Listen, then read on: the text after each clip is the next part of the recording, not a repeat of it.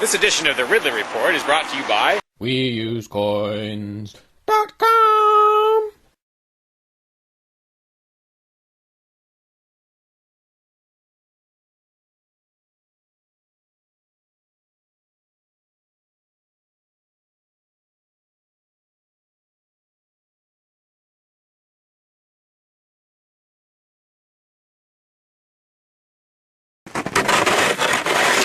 When I was out there a couple years ago, I tried to do a video. I got rid of some of the ice and did a little video about it, suggesting maybe that I shouldn't be the only one.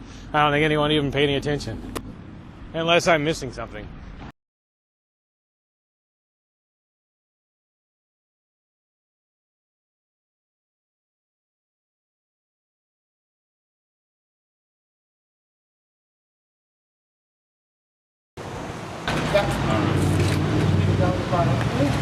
Yeah, Free Staters are always saying more Mayberry, less Fallujah. I'd like to say more Mayberry, less Move.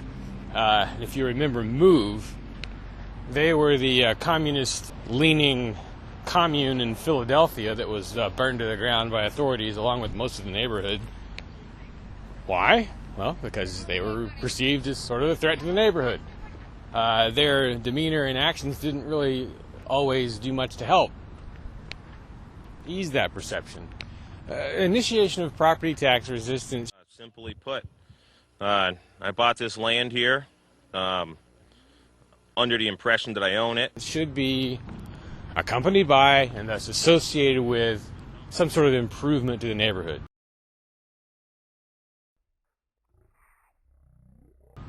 I mean, if you so much as sit on the porch at the CAC and have a conversation, there's a pretty good chance you're going to disturb some neighbors because they're that close.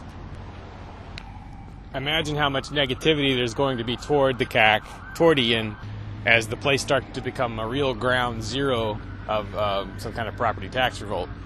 Because a lot of things will probably have to be done at or near the CAC to harden it in some way against the authorities.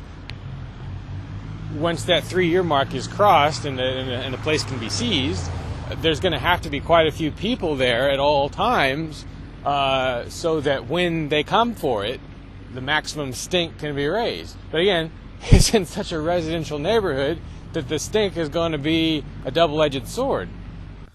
My expectation would be that on the day they come for the house, the authorities will impose... Well, actually, before they even take it, they may impose an exclusion zone, which bans any number of people from being at the house.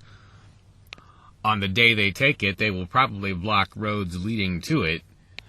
The way you handle that, maybe, would be to create scenes of some sort at each of the roadblocks, or to occupy some piece of town property in response, peaceably, expecting to be dragged out of there.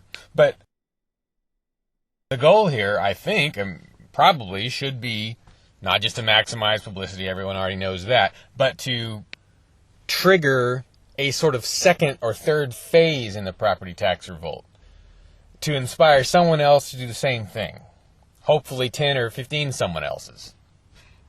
Now, if Ian and company have set different goals, fine. But what exactly are the goals? I mean, there should be clearly defined objectives.